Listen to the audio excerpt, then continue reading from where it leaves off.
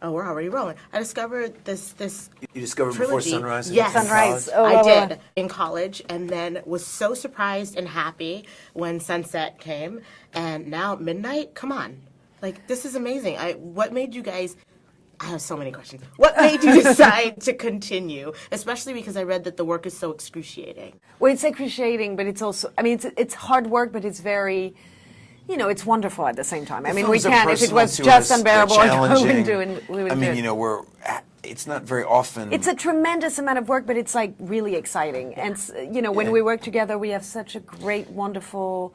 To write a movie with your co-star is both incredibly fun and challenging, huge opportunity, but it's also a lot of work. I mean, there's a reason why people don't normally do it. It's a lot, to figure out, create these characters together.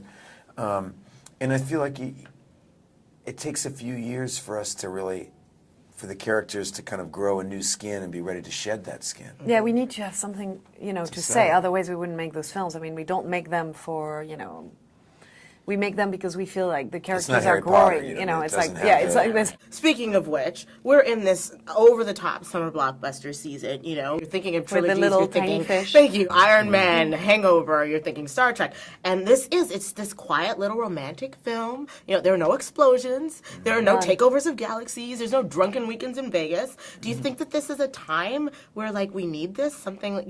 Just this quiet little. Some people will like it, but you always need to go see something to take, sometimes you want to go see a movie just to get out of the heat and be in the air conditioning, and you just want to turn off for a little while. And sometimes you want to go to a movie to be engaged. And some people want one and some people don't, whatever it is. But this is that. Considering the fact that you guys both write, which I was so grateful because of, for anybody who hasn't seen it, it plays so real that you want to know that you guys are both deeply invested. Do you know what I mean? That you guys have something to do with the creative process. So can you talk to me a little bit about the creative process with this? It started on the first film. I mean, Richard had a original screenplay, obviously, to get the film financed, and he basically asked us, during the rehearsal process, which became basically the writing process of the screenplay, he basically threw away a lot of it and kept it as a blueprint. And we started writing, and just to come up it was something unusual to be asked.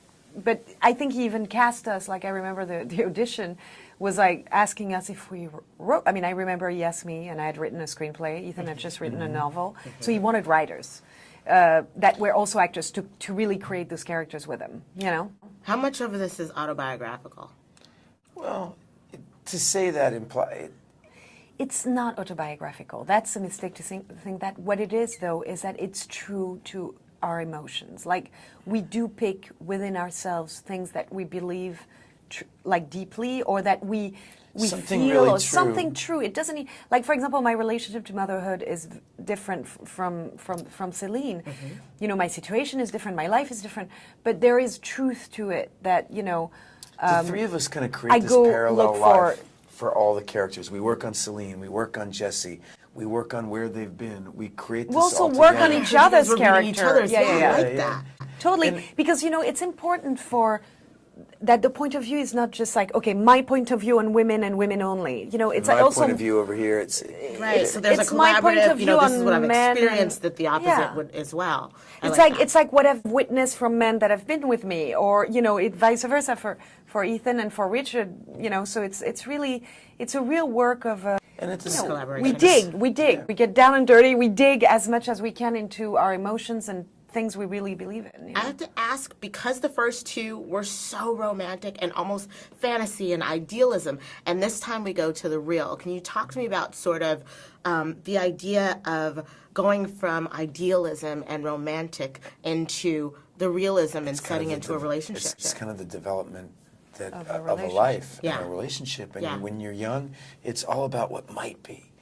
And then you get a little bit, and it's what could be or should be, and then you get a little bit further, and it's about what is, and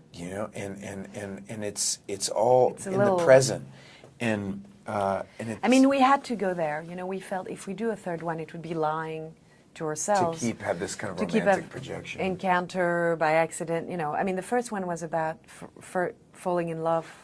For the like first time or very deeply, you know, with someone and connecting for the first time. The second one is about reconnecting.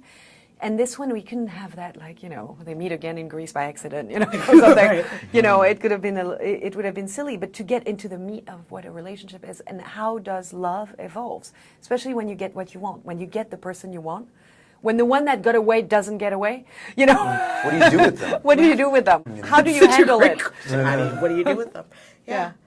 Our time is up. I wish it were Well, not. thanks for that. Thanks for Thank loving these you. movies. You know I what? can tell Are you kidding do. me? And, Thank you for making them. Yeah. Thank you. Seriously. It's our pleasure. It I've really so is. had days like this. I've so had days like this. That's why I'm like, I love these movies. I so appreciate them. And thank you Thank for all you. your hard work. Thank you. Thank you so much. Very nice meeting you. Nice